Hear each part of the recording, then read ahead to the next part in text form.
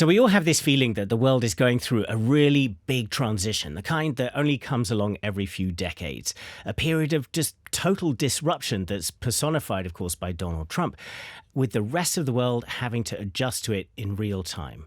And when Donald Trump comes knocking with new demands, US friends have been responding in very different ways. If you're Germany's Friedrich Merz, you agree to more than double your defense spending and swallow a massive hike in tariffs. But if you're India's Narendra Modi, you go to hang out with Xi Jinping and Vladimir Putin in China. But that contrast is just part of the story. And on this edition of Berlin Briefing, we're going to dig deeper into how India and Germany are dealing with this moment and ask if it could finally throw these two very different countries closer together after a long run of elephants in the room. We're Team DW today with DW News anchor Biresh Banerjee here in Berlin, and Sandra Petersmann, our Delhi bureau chief, is joining us down the line. It's great to have you both on. Sandra, I do want to start with you because I want to get anyone who has not been following the spat between India and the United States up to speed. Narendra Modi, India's prime minister, and Donald Trump were supposed to be a kind of a match made in heaven. They got on really well in Trump's first term, but this has all gone pear-shaped. Explain what's happened and what kind of an impact this is having in India. Well, the immediate impact is, of course, one of shock. India feels that there is quite a big deal of backstabbing from the United States. If you look back in February, the Indian Prime Minister, Narendra Modi, was one of the very first to visit the White House to congratulate Donald Trump for his second term. And then the falling out began between the two, of course, over the negotiations over the free trade agreement, with India drawing some really strict red lines not acceptable to the United States. But then there was also the Kashmir attack on April 22nd, in which 26 civilians were killed, murdered at gunpoint on the basis of their religion mainly. And after that, we saw hostilities between India and Pakistan, with India blaming this attack squarely on its neighbor, on its arch-rival Pakistan. And then when the hostilities had ceased, when the two sides, India and Pakistan, reached a ceasefire, it was Donald Trump claiming the role as deal-maker-in-chief, even suggesting to mediate in between India and Pakistan in the case of Kashmir, both very unacceptable to India. And this is where a larger fallout began, because India was not willing to give Donald Trump what he wanted, including perhaps a nomination for the Nobel Peace Prize, which was granted to him by neighboring Pakistan. And then Donald Trump invited the army chief of Pakistan to the White House, which further soured relations. And then came the ultimate shock. First, the 25% reciprocal tariffs on Indian goods exported to the United States, plus on August 7th, another 25% for India's continued purchase of Russian crude oil, adding to a whooping 50%. And that is where we are at right now. A complete fallout, I wouldn't say, but extremely sour relationships between India and the United States. And it will need some clever diplomacy to do some honest repair work here. Can I just quickly come in on that? I mean, Sandra is right in what she's saying, but it's just if you zoom out a bit, there are larger questions also being asked about the long-term reliability of the United States, and with that, the Western alliance. And maybe that's where we can elaborate on that a little later. It's basically, you're talking about a relationship that had been built for the better part of nearly 3 decades, and there was bipartisan consensus in Washington, it appeared to be, between Republicans and Democrats. Okay, we need to have India as a strategic partner. And now it's become so unpredictable. And India, which was in a sense leaning towards the West, led by the United States, now questions if this support, if this relationship with the United States will continue, or is it going to be an on-off type relationship? And if you're India and you look at an old dear friend like Russia, with which the relationship has always been predictable, it's always been reliable, then you really pick your friends. Yeah. And I mean, in the US, many of Trump's critics have been saying, I mean, like you say, this is kind of throwing an awful lot of investment in the US-Indian relationship kind of down the drain, because the US, I mean, we saw the last time that Modi was there during the Biden administration, he made a speech in Congress, and you really felt that both parties in the United States thought if only we could get India really on our side. He's the one who can help us against our real kind of problem, which is China. And of course, they have, India and the United States have problems with China in common. And yet, what is Modi's response to these tariffs from the United States? He then shows up in Beijing for the summit of the Shanghai Cooperation Organization. Now, of course, this was prearranged, but what kind of a signal is Modi trying to send with those kind of cozy-looking images that we've been seeing from Beijing? Talk about timing, right? And bad timing or good timing in case of India. You're right. It was a prearranged visit, but then the optics couldn't be stronger. That image of Narendra Modi in between Xi Jinping and Vladimir Putin holding hands. What this was basically from the Indian point of view of India making good with a friend and a rival. And the rival here being China, that is vitally important. I mean, this is something of a recalibration that began last year with a border patrolling agreement. And then the two leaders met on the sidelines of the BRICS summit in Kazan in Russia. And this was a pre-planned visit. From the Indian point of view, India has had a hot, active border with China for the better part of 5 years, since that infamous clash in Galwan in which soldiers were killed on both sides. And that has, to use a crude language, that has been a pain for India to deal with. An economic pain, a military pain, because now parts of the border have to be patrolled and manned year-round, something that India wasn't doing. And this is happening in high-altitude conditions. So just purely the logistics of it are a huge drain on India's resources. At a time that the world economy is being buffeted by a certain person in Washington, D.C., India needs a calm border. India needs a calm relationship with its overtly more powerful neighbor to the north. I mean, nobody in the Indian government is going to say this out loud, but then the truth is that militarily, technologically, economically, China is a more powerful neighbor. And since you can't choose your neighbors, India has to live with that and work out an arrangement in which the border remains stable and calm. They'd love it to be completely resolved, but that's going to be a long-term project.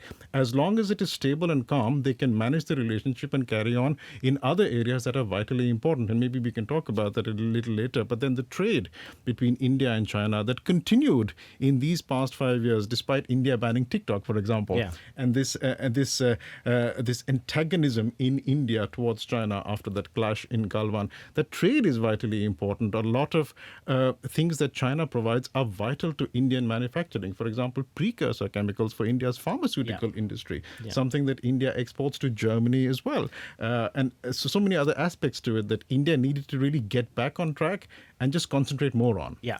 Okay, so that's the context for India. So it's having trouble with Donald Trump. It wants to calm things down with China a bit. And Russia is the one real continuity in India's foreign relations. Sandra, I want to come to you because this is the moment where Germany walks into the story in the form of the new foreign minister, Johann Wadephul. So he's been in India just recently and trying to kind of get the German-Indian relationship into motion, but with some of these elephants in the room very much present. And of course, the biggest one there is that relationship between India and Russia. For the Europeans, it's been a real problem, obviously in their relationship with China, that China is so close to Russia, but it's even more kind of glaring that India is so close to Russia because they see India as a democracy. They kind of see India as a country that should be quite close to the West, but keeping these close relations with Russia despite Vladimir Putin's invasion. So new Foreign Minister Johann Wadephul wanting to get relations moving faster with India. How does he deal with that particular elephant in the room on this trip? It was an elephant in the room, but then he also said that he asked the Indian government, namely his counterpart Subramaniam Jaishankar, India's Minister of External Affairs, to use his influence, the relationship with Russia, the good, friendly relationship with Russia established over many decades, to get Putin to the negotiating table. He made that very clear yesterday.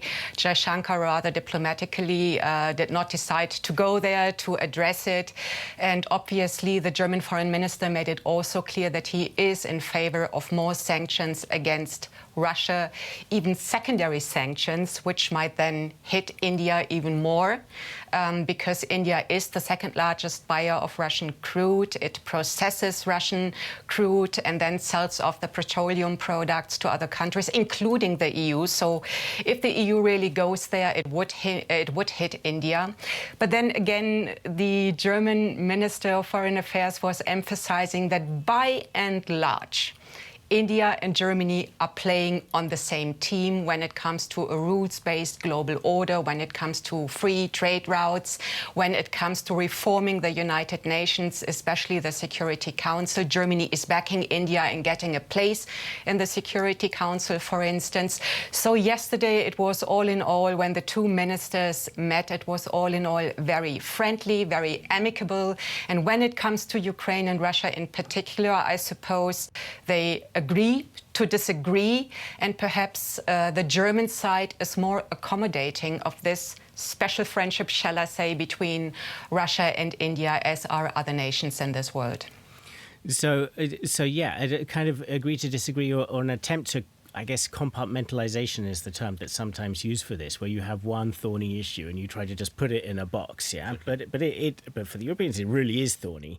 For the Indians, the thorniest issue of all is Pakistan, yeah. So we obviously mentioned already the attack that Sandra mentioned in Kashmir, and this short-lived war that blew up between India and Pakistan.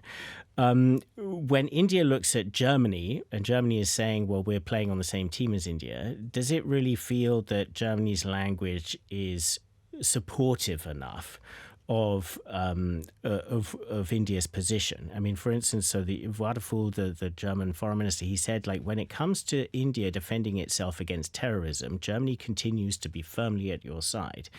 But he didn't say the word Pakistan. So it didn't say when it comes to, launching an attack on Pakistan, Germany's at your side. Is that enough for the Indians? It is enough. I mean, the Indians would like to hear some more strong, direct condemnation of Pakistan, but I think the Indians are also aware that Germany will not do that. So therefore, this statement will be okay. But then the thing with the India-Germany relationship is that it goes beyond just this.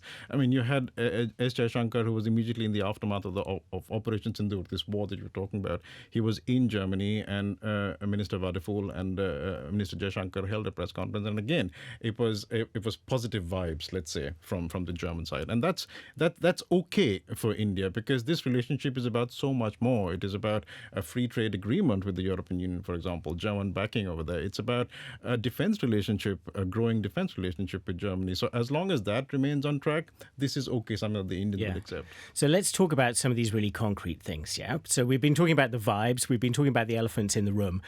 Let's talk about what the two sides really think they could get out of this relationship. We've got a soundbite here from S. Jaishankar, from the Indian Foreign Minister, Minister of External Affairs. Let's listen to that.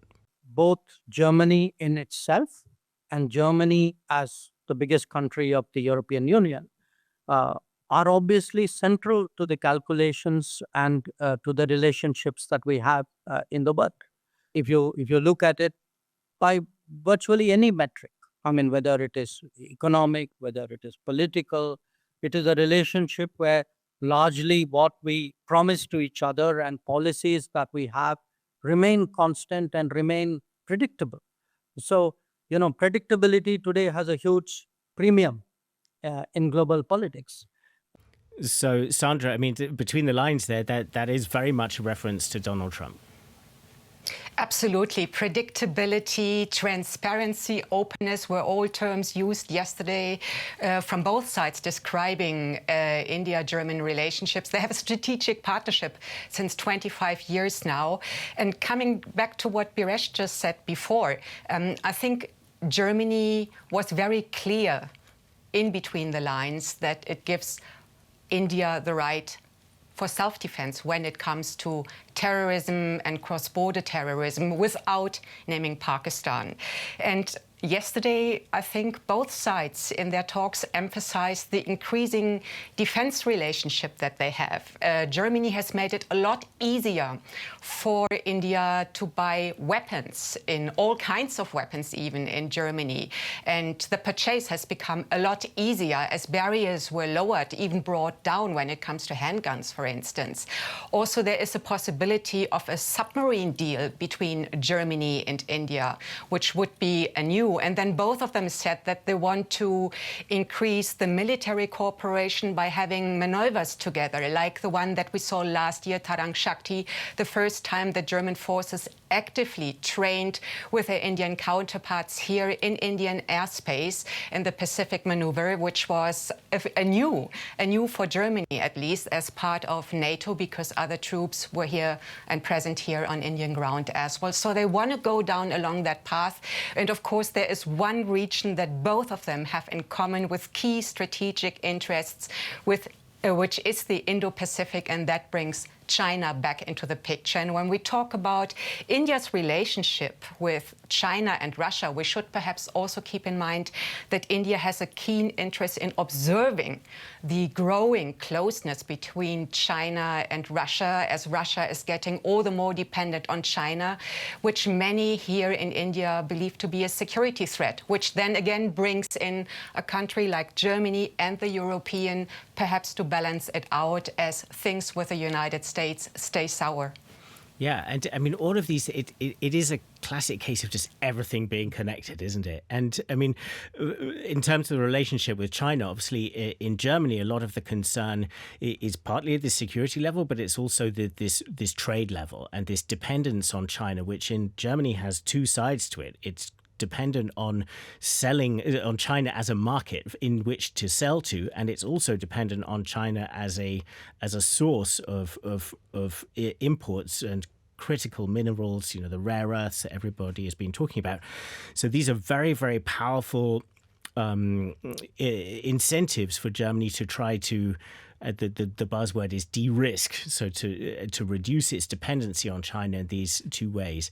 And India is seen particularly as a really big potential growth market in the area of trade. And we mentioned this already, the prospect of a trade free trade deal between India and the European Union, of which obviously Germany is part. This has been talked about for a very long time. There's a lot of untapped potential. I just want to hear quickly a soundbite from Johann Wadefuhl, from the German Foreign Minister, talking about this, and we'll pick up from that. Germany is a full supporter of getting this agreement negotiated as soon as even possible. We are a free trade nation. You can be assured that we will use all arguments we have with the Commission to push this forward and to reach a new level between our countries and between the EU and India on this. So, I mean, Wadefuhl, he's not sounding very kind of forceful there, but it is about as strong a language as you would hear from him in terms of trying to support this trade deal. And just to kind of give a context in terms of, I brought along the trade figures for Germany for last year, and two-way trade between India and Germany was 31 billion euros last year. And for context, China was 246 billion. So trade with India is barely more than 1/10 of trade with China. So the scope for growth there is enormous, Biresh. But this is something that India and Germany have been talking about. India and the European Union have been talking about for we're in the realm of 10 plus years. We're in the realm of decades, not years. Yeah. So could this be the sort of finally moment that it gets over? It looks like it. I mean, all the symbols, all the signals are there. I mean, the Commerce Minister of India was also saying that we're almost in the final stretch. We're going to get it over the line this year. That is what Prime Minister Modi, that's what Ursula von der Leyen, the European Commission President, want. They have said so in the earlier part of this year, that this is the year where we get this over the line. So it may be, but then there are significant obstacles. How they work that out is going to be interesting. Just for context, for the listeners and for our viewers, there are questions around access to India's agriculture market, questions around access to India's dairy market. How, for example, European cheeses, do they come and eat up literally the Indian dairy dairy market share? And that is something that is politically also very sensitive. There are questions around regulations, digital regulations. Do Indian digital and data regulations meet European digital and data regulations? Carbon offsets. The European Union wanted to tax.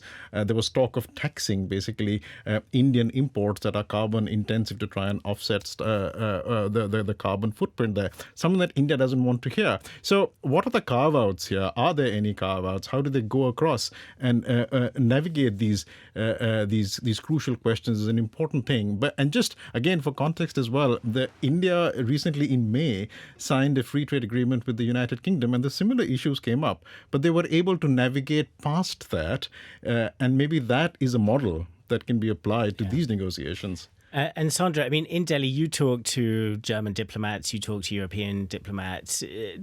What's the vibes you get from them? Do they really feel that this situation with Trump throwing his weight around, with China being such a problem, that this is the moment that they have to finally work their way past these issues that have held things up for 10 plus years? That is the impression you get, but it also depends on who you talk to. If, for instance, you speak to German business representatives here, I think there is no doubt that India has huge potential, but then there are also lots of complaints about an overarching bureaucracy, about red tape, about corruption, about legal insecurities that need to be addressed, like who has the right, if it comes to legal difficulties, to pursue. Then India, of course, is complaining about the green standards that the European Union brings to the table, which India thinks are unfair, as India is still a developing nation as compared to the European Union. So there are some imbalances that need to be addressed. But what I took away from the talks between Vadeful and Jaishankar is Jaishankar asking Germany very directly to please throw your weight behind India here, and Germany in a way promising that Vadeful will do just that to get this trade deal over the finishing line, because I think both sides feel that the geopolitical uncertainties and unpredictabilities are basically also presenting an opportunity to really push things over the finishing line and get things done and sign this deal after so many years in negotiations with many pauses in between. I mean, yeah, I mean, if there aren't enough reasons to do this in the current world situation, then it's never going to get done, right? I mean, it's a win-win for both sides. And I think the Indians are really looking to the Europeans and Germany in particular because of the strength of the German economy and the weight it carries in the European Union, for this really to be the moment in which Europe steps to the fore and becomes that partner in the West that India can rely on for long years. I mean, we're talking about investments, we're talking about decades in horizon. So you really need somebody you can trust. Is that going to be the United States or is it going to be Europe? Earlier, it seemed it was going to be the United States. We're not quite sure where that's going to go. So there is an opportunity here for Europe to step in and actually take that position. And I mean, it's a kind of there's a realism to this, isn't there, Sandra? There's an interesting contrast here between Vadeful and his predecessor, Annalena Baerbock, the former German foreign minister, because under her, German foreign policy was quite sort of oriented around values and often emphasizing human rights. And this got them into a lot of clashes with the Indians. Whenever there was an issue about the arrest of an opposition leader or any kind of human rights related question mark in India, the foreign ministry here in Berlin would often make a comment saying that they were concerned about what's going on. I often was asking those questions here in Berlin, and this would often cause a huge diplomatic kerfuffle, and on one occasion even the deputy German ambassador getting hauled into the Ministry of External Affairs in Delhi. From Johann Vadeful, he stressed from the beginning of his term that he wants to emphasize German interests and not German values. So did you feel that on Vadeful's visit that he's giving off less of this kind of lecturing vibe that the Indians perceive from Annalena Baerbock, and he just wants to get down to business? I think he is much more accommodating. I, in fact, did not pick up a wagging finger or any tendency of him lecturing India about how things should be done. I think he came across as a very pragmatic, down-to-earth, predictable kind of foreign minister who sees a value in the growing relationship with India. And I think he is smart enough to know that India really, really, really is a country that prides itself in its strategic autonomy, in balancing multiple relationships, no matter how polar opposite they are at the same time.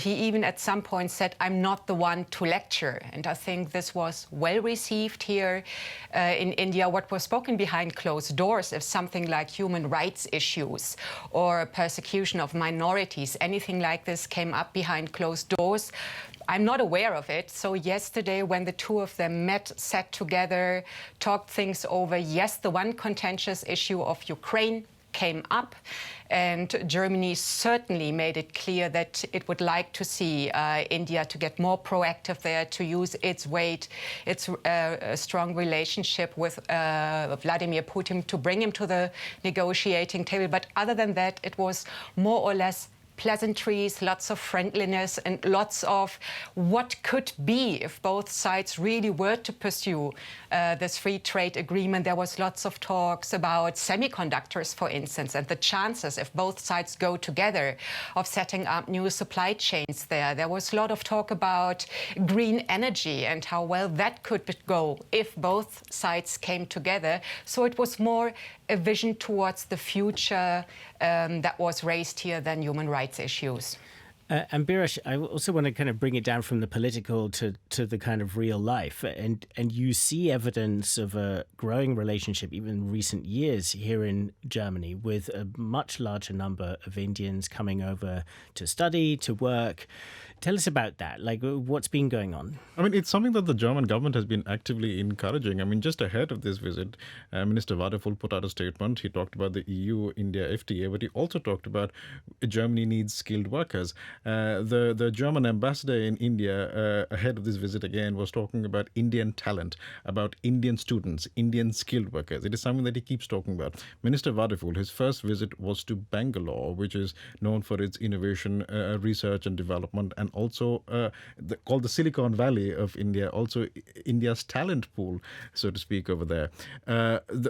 So this is a relationship that Germany has been pushing, particularly when it comes to skilled individuals coming to take up jobs in India. I think based on one metric, there's something like more than 500,000 skilled positions that need filling in Germany. And this is where students from India who come to Germany and study primarily STEM subjects, science, technology, engineering, mathematics, these kinds of subjects become important for Germany, because Germany needs skilled individuals to come fill positions in healthcare, in IT, in technology, artificial intelligence, a digital economy.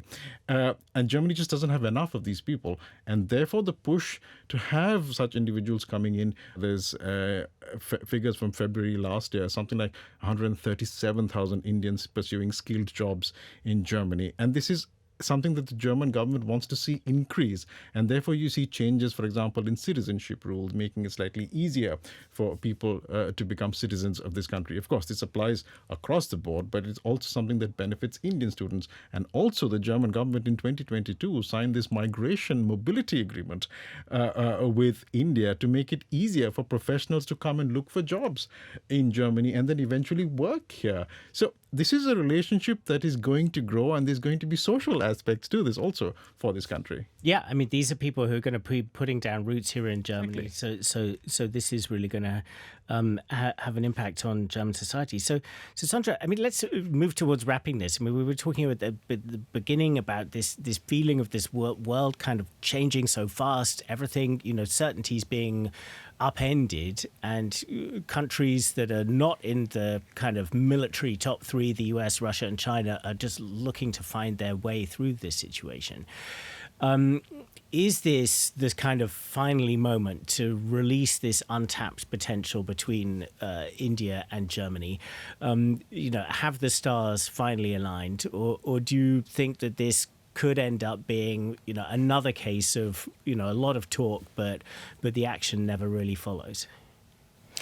If I think back to EU President Ursula von der Leyen's visit in the first half of the year, she brought the entire Commission along. She spoke about the special alignment of stars already back then. And her and Modi really, after their meeting, said that this is the year that the free trade agreement should be finalized. What I could pick up during the visit of the German foreign minister from both sides is, yes, we should get this done this year. So I would give you a tentative yes to your question, but I also know full well that there is still a lot that needs to be done. And also, let's not forget, the erratic policy of the US president has led to anti-Western sentiments with a lot of people here in India who sort of think that Europe is just a puppet of the United States, and if you now trust Europe, there will be another round of backstabbing.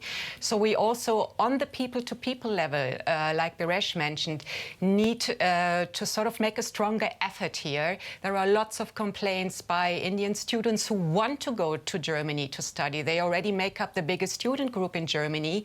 They say that it is still so difficult to get a visa after getting a permit to study from a certain German university. Then the visa process is a real burden, many of them complain. So if that gets smoothed out on the people-to-people level, that is also something that needs to be done. And then maybe the stars eventually will align. And Biresh, I mean, you embody this sort of burgeoning relationship. Like, give us a personal view. I really hope that this is a relationship that really lives up to its promise. I think it really hasn't so far. I mean, you saw that in the trade figures, for example. Personally, I think that India and Germany are on an inevitable path to be connected through their peoples.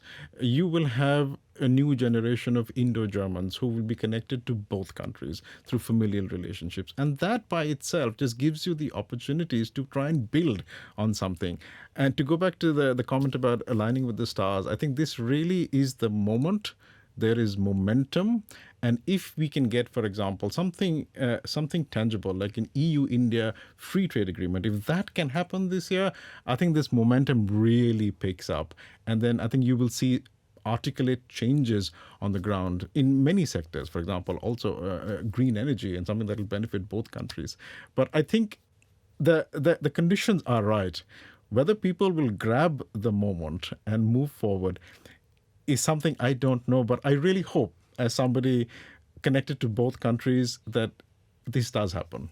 Yeah. So, I mean, a lot of talk of stars aligned. If it doesn't happen this year, then maybe it's never going to happen. And so that is really something to take away and look at by the end of this year.